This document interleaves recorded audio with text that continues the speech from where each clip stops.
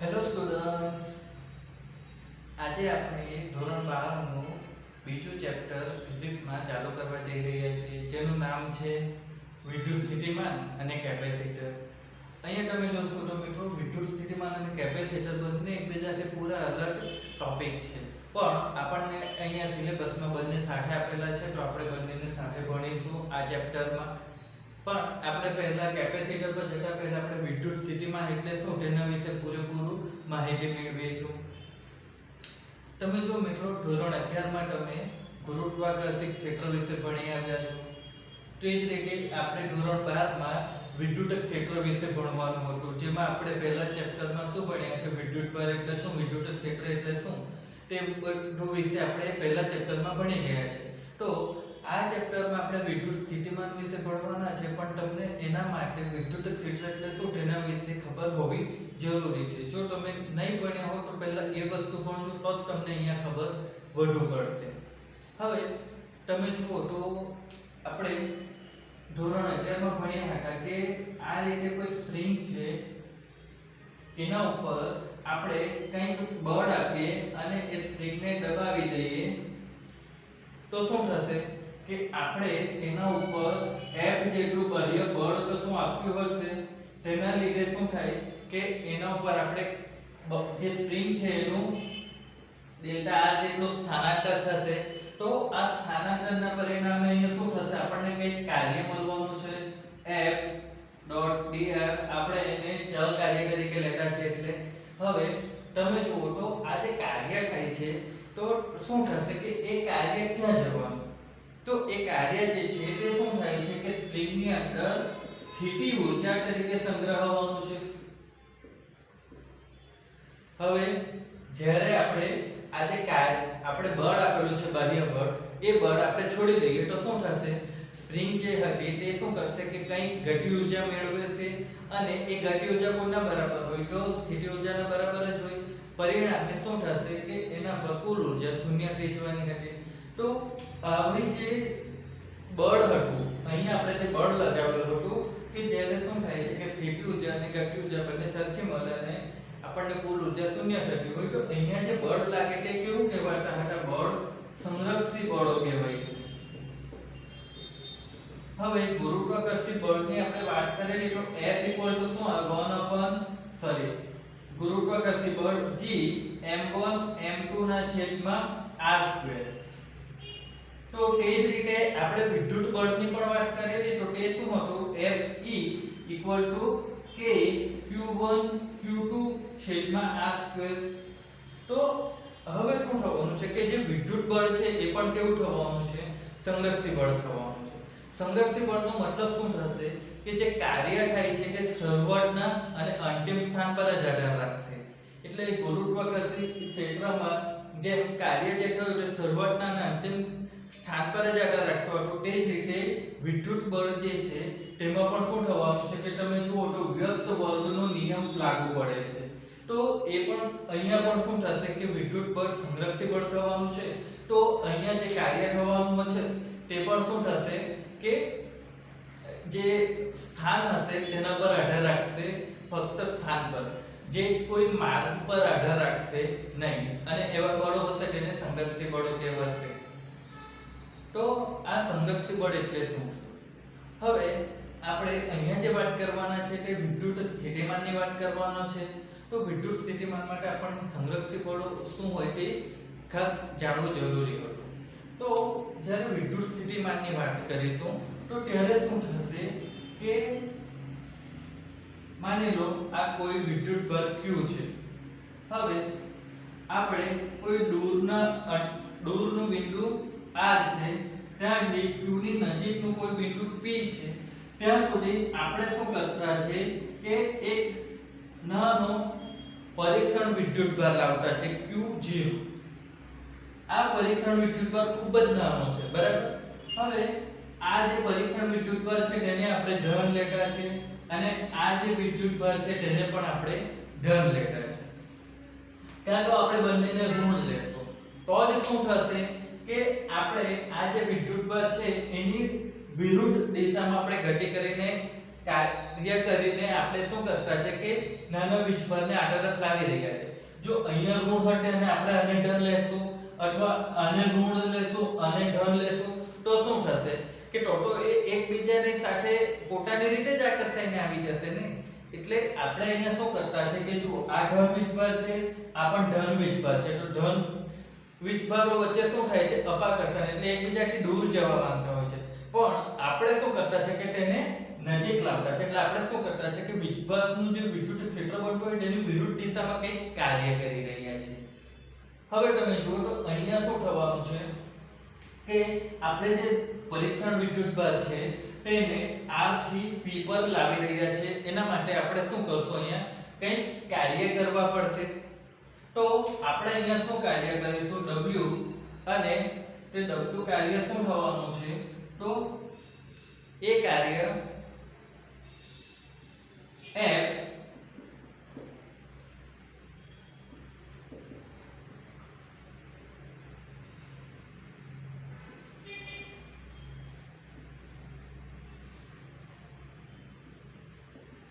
આ રીતે આપણને મળવાનું છે. કાર્ય બરાબર શું થાય બળ ગુણ્યા સ્થાનાંતર. તો આપણે R થી P સુધીનું એનું સ્થાનાંતર આપણે dr લઈએ. તો હવે જુઓ તો આપણને અહીંયા જે કાર્ય મળવાનું છે તે કાર્ય શું છે કે બાહ્ય બળ, એના પર કંઈક બળ લગાવીને તો આપણે એને લાવી શકીશું. તો તે બળ તે બાહ્ય બળની આપણે વાત કરવાની છે. ઘણીવાર ઘણા વિદ્યાર્થીઓ શું થશે કે અહીંયા જે બળની વાતો કરતા હોય છે તો તે વિદ્યુત બળ લઈ લે છે. તો તેના લીધે એ લોકોને ઘણી તકલીફ પડતી હોય. તો તમારે ધ્યાન રાખવાનું કે જે બળ છે તે આપણે જે બળ લગાવતા છે તે બળ થવાનું છે. અહીંયા તમે જોશો તો આ વીજભાર અને આ વીજભાર છે તો તેના લીધે એમની વચ્ચે કુલંબીય બળ પણ લાગવાનું છે. તો આપણે તેની વાત નથી કરતા. આ જે બળ છે તે બાહ્ય બળ થવાનું છે. હવે આપણે શું કરતા છે R થી P સુધી એને લાવતા છે. તો dr માં એનું આપણે સંકલન કરશું તો એ આપણને શું મળશે કાર્ય મળવાનું છે. હવે આપણે પહેલા જોયું કે જે કાર્ય થાય છે એ કાર્ય શું થવાનું છે તો એ કાર્ય જે થાય છે તે શું થવાનું છે કે પદાર્થની સ્થિતિ ઊર્જા સ્વરૂપે સંગ્રહવાનું છે. એટલે હવે અહીંયા આપણે કાર્યની વાત કરીશું તો કાર્યને આપણે પહેલા તો ઋણ લેવા પડશે, કારણ કે કાર્ય શું થવાનું છે કે આપણે જે વીજભાર છે તેને વિરુદ્ધ દિશામાં આપણે કાર્ય કરીને લાવી રહ્યા છે. એટલે આ વસ્તુ ઋણ આવશે.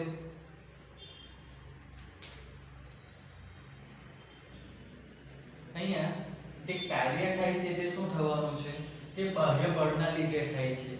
પણ હવે ઘણીવાર મિત્રો વિદ્યુત બળ ગણી લે છે તો તે નથી કરવાનું. હવે આપણે આ જે કાર્ય થાય છે તે શું છે કે R થી P સુધી લાવવામાં થાય છે.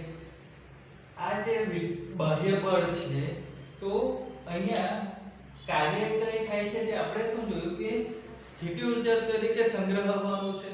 તો દરેક જે સ્થાન હશે તેને પોતાની કઈ સ્થિતિ ઊર્જા રહેવાની છે.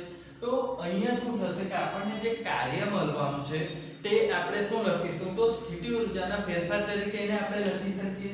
એટલે જે W છે તો WRP બરાબર આપણે શું લખી શકીએ તો UP UR આ રીતે આપણે લખી શકીએ. હવે આ UP R કેમ લખ્યું તો અંતિમ બિંદુ કયું છે P અને શરૂઆતનું R, એટલે અંતિમ ઓછા પ્રારંભિક કરશું તો આપણને તફાવત મળવાનો. તો તે તફાવત કોના બરાબર હોવાનો કે આપણે જે વિદ્યુત બળ છે તેને અહીંયાથી અહીંયા સુધી લાવવામાં જે કાર્ય કરવાના છે તેના બરાબર થવાનો છે. તો આ રીતે આપણને શું મળવાનું છે સ્થિતિ ઊર્જા મળતી છે. બરાબર, આ સ્થિતિ ઊર્જા આવી છે જે શું હોય છે કે થયેલા કાર્ય બરાબર હોય છે. હવે અહીંયા તમે જોશો તો શું થવાનું છે કે એક્ચ્યુઅલી આપણે બાહ્ય બળ લગાવતા છે પણ જે કાર્ય થાય છે W તો તેમાં જે બળ હોય તે વિદ્યુત બળ E ગુણ્યા E આ રીતે પણ આપણે એને લઈ શકીએ. તો એ કિસ્સામાં શું થવાનું છે કે આપણને ધન મળશે. આપણે આ તરફ આવી રહ્યા છે ત્યારે આપણે કાર્યને ઋણ લેતા છે તો વિદ્યુત બળ જે છે તે શું થવાનું છે તે તો આ નાના વીજભારની વિરુદ્ધ દિશામાં ધકેલે છે. તો ત્યારે આપણને કાર્ય જે છે તે કેવું મળશે ધન લેશું. તો અહીંયા એક વસ્તુ આપણે નોંધવા જેવી છે કે જે કાર્ય છે એ શું થવાનું છે કે વિદ્યુત ભાર પર આધારિત છે. કાર્ય વિદ્યુત ભાર પર આધારિત રહેવાનું છે. તો આપણે શું કરીશું કે અહીંયા જે આપણને આ વસ્તુ મળી છે WRP, તો તેને આપણે શું કરીશું કે આ જે વિદ્યુતભાર છે એકમ વીજભાર તેના વડે આપણે એને ભાગી દઈશું. તો શું થવાનું છે કે હવે જે કાર્ય છે તે શું થવાનું છે કે વિદ્યુતભાર પર આધારિત રહેવાનું નથી. અહીંયા કાર્ય જે છે તે અત્યાર સુધી શું હતું કે વીજભાર પર આધારિત હતું. એનો મતલબ શું હતો કે સમજો કે અહીંયા જે q વીજભાર છે ખૂબ નાનો હતો, પણ જેમ જેમ આ વીજભાર જે છે તે મોટો થતો જતો તો શું થશે કે આપણને વધુ કાર્ય કરવા પડતું હતું.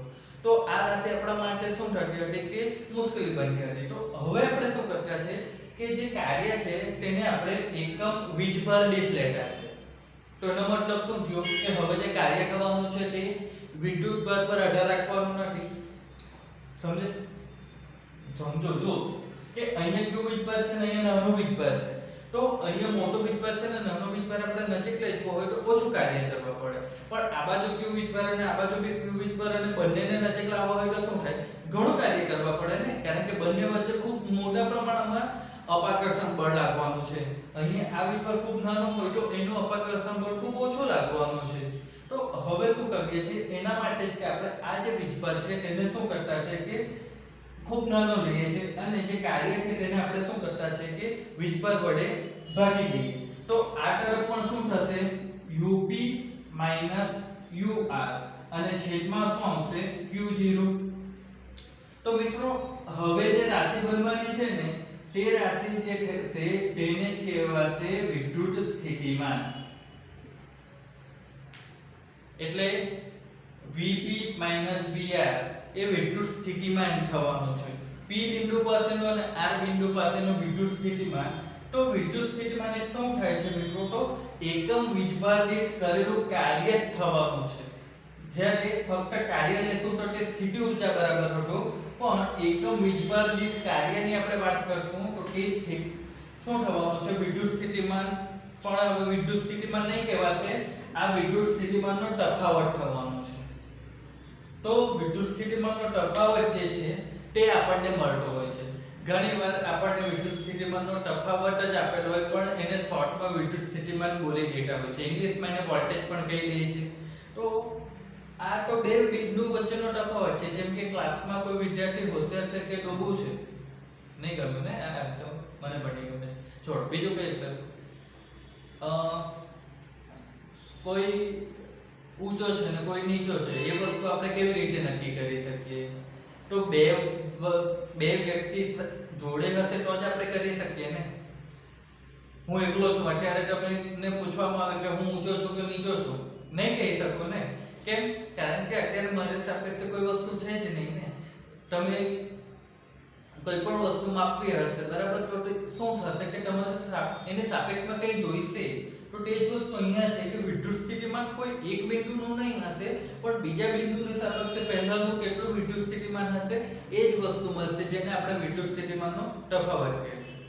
પણ ઘણા વૈજ્ઞાનિકોએ માન્યું છે અને શું કહ્યું છે કે વિદ્યુત સ્થિતિમાન કોઈ એક બિંદુ પાસેનું મેળવવું હોય તેના માટે એક નવી થિયરી આપી છે.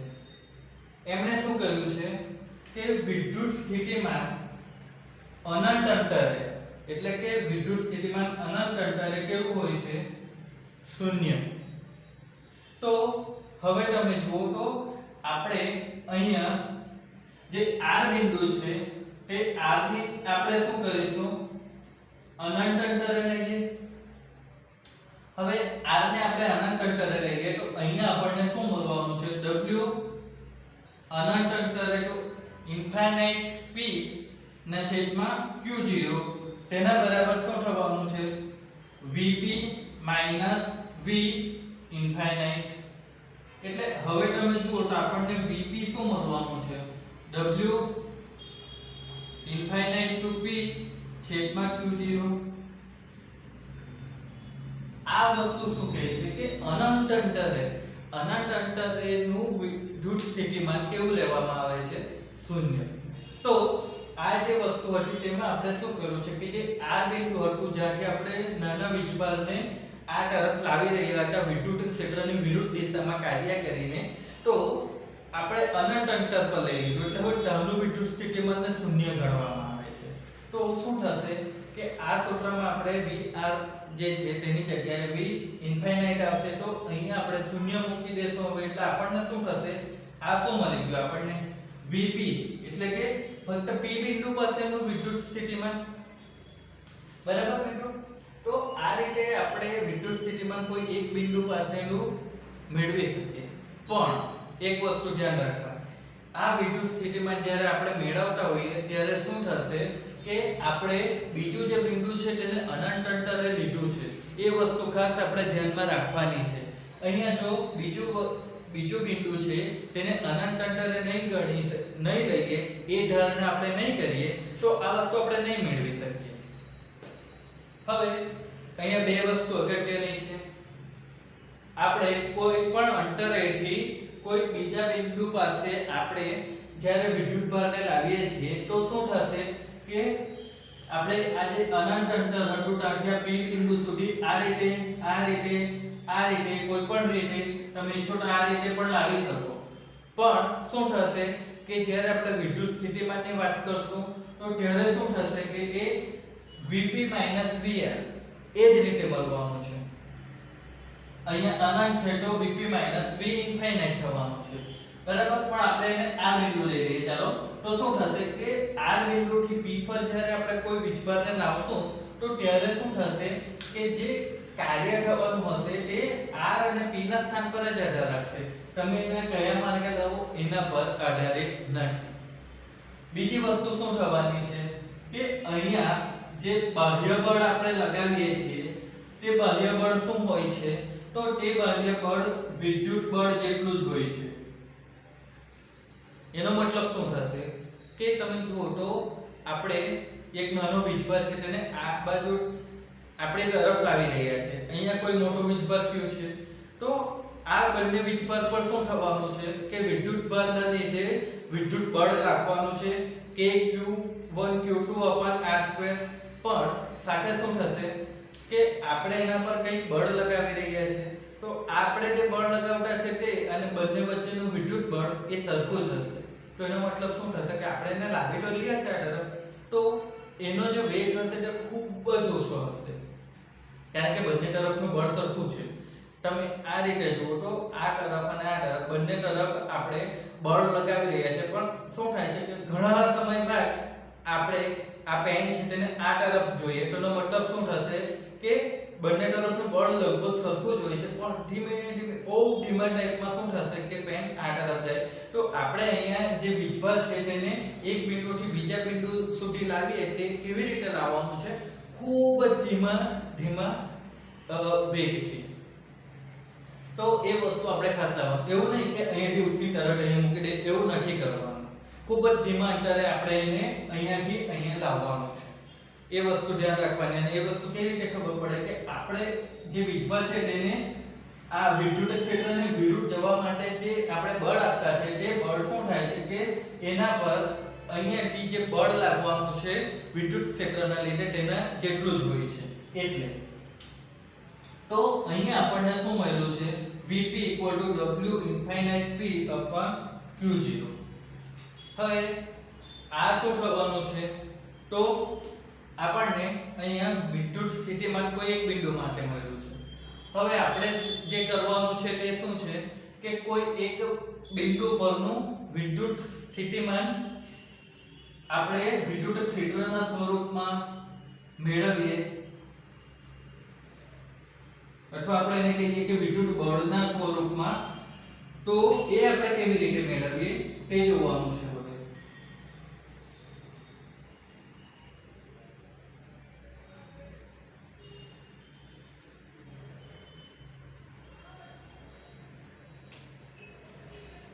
હવે જો અહીંયા કોઈ વીજભાર Q છે, અહીંયા કોઈ અનંત અંતર છે, ત્યાંથી આપણે કોઈ P બિંદુ પર શું કરવાનું છે કે એક Q0 જેટલો વીજભાર લાવવાનો છે. અહીંયા આપણે અનંત અંતરેથી P બિંદુ પર કોઈ વીજભારને લાવવાનો છે. તો અહીંયા તમે જુઓ તો શું થશે કે આ જે વીજભાર Q છે એના પર જે વિદ્યુત બળ લાગવાનું છે એ વિદ્યુત બળ શું થવાનું છે તો કે કેપિટલ Q સ્મોલ q 0 છેદમાં r સ્ક્વેર અને r કેપ સદિશ રાશિ છે એટલા માટે. તો હવે આપણે જોશું કે આ જે q0 વીજભાર છે એ માની લો કે અહીંયા p ડેશ થી કોઈ ડેલ્ટા r જેટલું અંતર કાપે છે. તો એ દરમિયાન એને કરેલું કાર્ય કેટલું છે તે આપણે મેળવીએ તો w બરાબર આપણને શું બનવાનું છે તો એ મળશે કે q0 ના છેદમાં r સ્ક્વેર r કેપ અને ડેલ્ટા r જેટલું કરે છે તો આપણે ડેલ્ટા r બળ ગુણ્યા સ્થાનાંતરની વાત કરીશું, કાર્યની વાત કરીશું. એટલે હવે આ જે કાર્ય થાય છે તે શું થાય છે કે વિદ્યુત ક્ષેત્રની વિરુદ્ધ દિશામાં થાય છે એટલે આ ઋણ આવવાનું છે. હવે એક વસ્તુ જોઈએ તો આપણે જે મેળવવાનું છે તે કે P બિંદુ પાસેનું વિદ્યુત સ્થિતિમાન Q જેટલા વિદ્યુત ભારના લીધે P બિંદુ પાસેનું વિદ્યુત સ્થિતિમાન મેળવવું હોય તો આપણે W જે છે તેને આપણે શું કરવા પડે Q0 વડે ભાગવા પડે. એટલે W ભાગ્યા Q0 કરશું તો આ તરફ શું થવાનું છે કે કેપિટલ Q છેદમાં r સ્ક્વેર અને આ ડેલ્ટા r.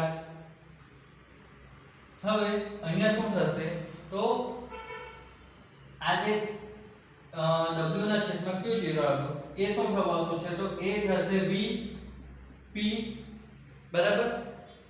પણ અહીંયા આપણે જોશું તો શું થાય છે કે અનંત અંતરેથી p બિંદુ પર આવે છે એટલે આપણે શું કરવા પડશે કાર્ય અનંત અંતરથી p એ રીતે લેવા પડશે. હવે આપણે આ તરફ જે છે એ શું થવાનું છે તો આ આપણને બળ મળી ગયું, આ સ્થાનાંતર છે તો સ્થાનાંતર તો આપણે જે કાર્ય લીધું એટલે ડેલ્ટા r માટે લીધું છે તો આપણે કુલ કાર્ય મેળવવું હોય તો શું થશે તો અહીંયા મિત્રો એક્ચ્યુઅલી માફ કરશો કે અહીંયા આપણે ડેલ્ટા r લીધું છે એટલે આ કાર્ય જે છે એ શું થવાનું છે કે નાનું જ આવવાનું છે બરાબર. એટલે આપણે અહીંયા જે વિદ્યુત સ્થિતિમાન મળવાનું એ પણ શું થવાનું છે -kq r² અને ડેલ્ટા r આ રીતે જે નાનું જ વિદ્યુત સ્થિતિમાન મળવાનું છે.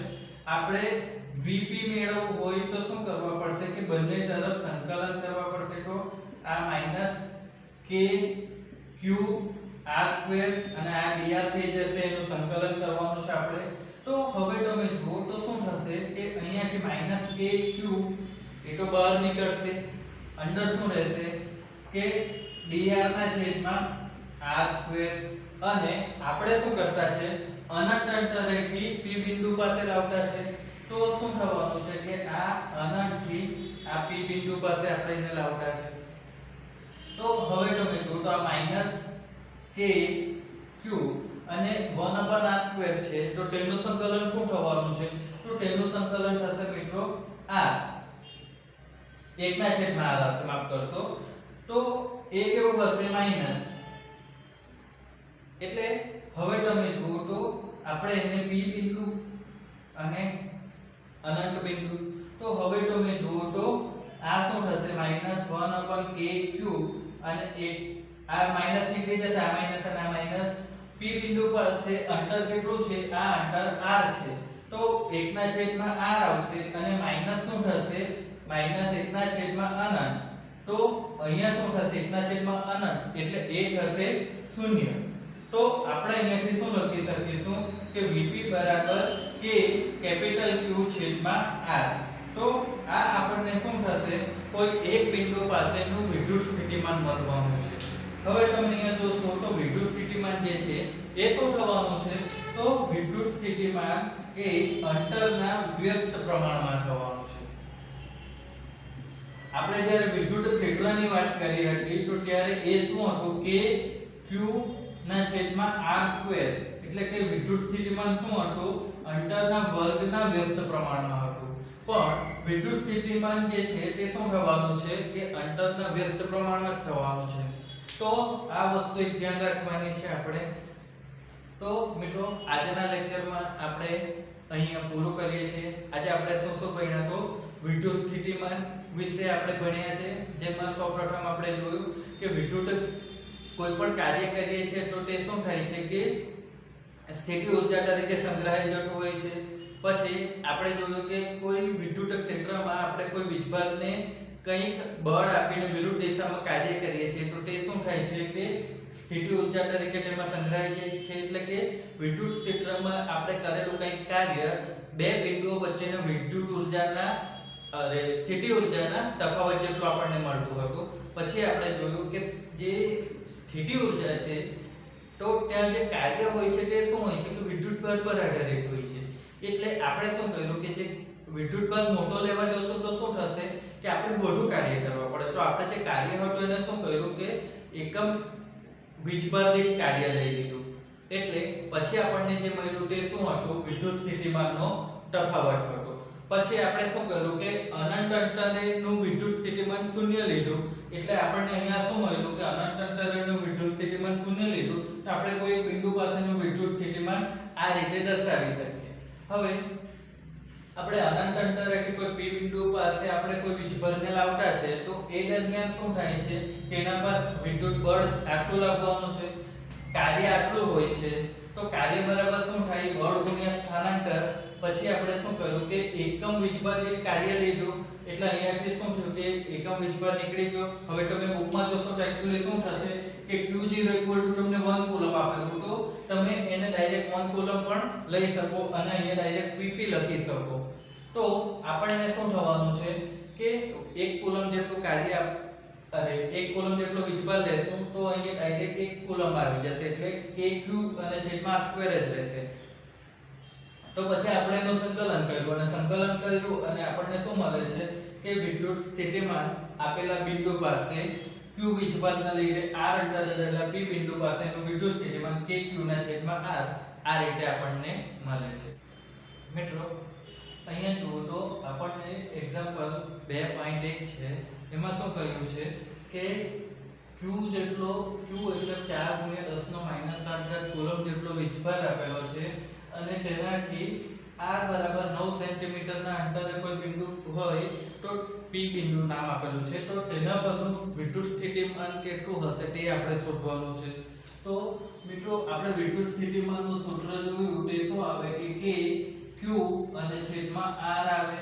તો અહીંયા તમે જુઓ તો K ની કિંમત 9 × 10⁹ થવાની છે. Q એટલે વીજભાર જે છે તે આપણને આપેલો છે 4 × 10⁻⁷ અને r એટલે શું થવાનું છે તો અંતર છે. પણ મિત્રો અહીંયા એક વસ્તુ સમજો કે જે અંતર છે એ સેન્ટીમીટરમાં છે. તો આપણે એને મીટરમાં ફેરવશું તો 0.09 મીટર થવાનું. ભાગ્યા 100 કરીએ તો એટલે મીટરમાં ફેરવાઈ જશે. તો અહીંયા ભાગ્યા 0.09 આવશે. એટલે હવે તમે મિત્રો આને સાદું રૂપ આપો તો શું થવાનું છે તો અહીંયા 9 અને આ 9 કેન્સલ થઈ જશે. એટલે શું રહેશે 4 રહેશે અને ઘાતાંકમાં શું થવાનું છે તો 10 નો માઈનસ આ 10 નો 9 ઘાત અને માઈનસ 7 ઘાત એટલે 2 ઘાત રહેશે અને અહીંયાથી 9 10 નો 2 ઘાત બીજો ઉપર આવશે એટલે 10 નો 4 ઘાત થવાનું છે. એટલે આપણને 9 સેન્ટીમીટર ના અંતરે 4 × 10⁻⁷ કુલમ જેટલા વીજભારના લીધે 4 × 10⁴ જેટલું વિદ્યુત શું થવાનું છે વિદ્યુત સ્થિતિમાન મળવાનું છે. હવે અહીંયા તમે જુઓ તો વિદ્યુત સ્થિતિમાન જે મળવાનું છે એમાં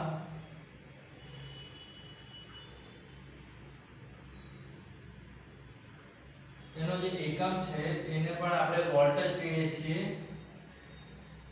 અહીંયા મિત્રો વિદ્યુત સ્થિતિમાનનો એકમ વોલ્ટેજ લખેલો છે તો તેને V વડે જ દર્શાવાય છે. આ એક વસ્તુ મિત્રો ખાસ ધ્યાન રાખજો તમે આગળ જતા કન્ફ્યુઝ નહીં થાઓ. વિદ્યુત સ્થિતિમાન માટે V દર્શાવાય છે તો રાશિ જે છે તેના માટે પણ V દર્શાવાય છે અને એકમ માટે પણ V જ દર્શાવાય છે. તો કન્ફ્યુઝ નહીં થતા એમાં. હવે બીજી એક વસ્તુ એમ કહેવામાં આવી છે કે આટલા વીજભાર છે તો 2 × 10⁹ કુલમ જેટલો વીજભાર એની નજીક આપણે લાવવો હોય તો એના માટે કેટલું કાર્ય કરવા પડે. તો આપણે અહીંયા શું શોધવાનું છે W કાર્ય. તો કાર્ય બરાબર શું થવાનું છે તો વીજભાર ગુણ્યા વિદ્યુત સ્થિતિમાન થવાનું છે ને. કારણ કે વિદ્યુત સ્થિતિમાન બરાબર એકમ વીજભાર દીઠ થતું કાર્ય આપણે સૂત્રમાં જોયું. તો તો હવે અહીંયા શું થશે કે આપણને કેટલું આપેલું છે વીજભાર, તો 2 ગુણ્યા 10 નો માઈનસ 9 ઘાત, અને વિદ્યુત સ્થિતિમાન તો આપણે ઉપર મેળવ્યું એટલે 4 ગુણ્યા 10 નો 4 ઘાત. તો અહીંયા મિત્રો તમે જોશો તો આપણને જવાબ 8 ગુણ્યા 10 નો માઈનસ 5 ઘાત મળવાનો છે. હવે અહીંયા કાર્ય છે તો એકમ શું થવાનું છે, જૂલ આવશે. હવે અહીંયા તમને ત્રીજી એક વસ્તુ પણ પૂછે છે કે આપણો જે જવાબ આવે છે અહીંયા મિત્રો મેં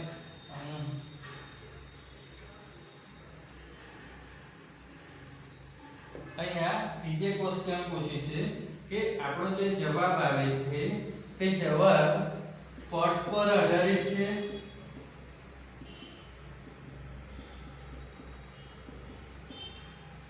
આ વસ્તુ એક પૂછી છે કે આપણો જે જવાબ આવ્યો છે કાર્યનો એ પટ પર આધારિત છે. તો અહીંયા મિત્રો શું થશે કે આપણે ખબર જ છે કે આપણે જે કાર્ય કરતા છે તે સંરક્ષિત ક્ષેત્રમાં કરતા છે, એટલે અહીંયા જે કાર્ય થવાનું છે તે શું થવાનું છે, તો એ પટ પર આધારિત નથી. એ વસ્તુ આપણે જ્યારે થિયરી ભણ્યા ત્યારે પણ સમજી ગયા હતા.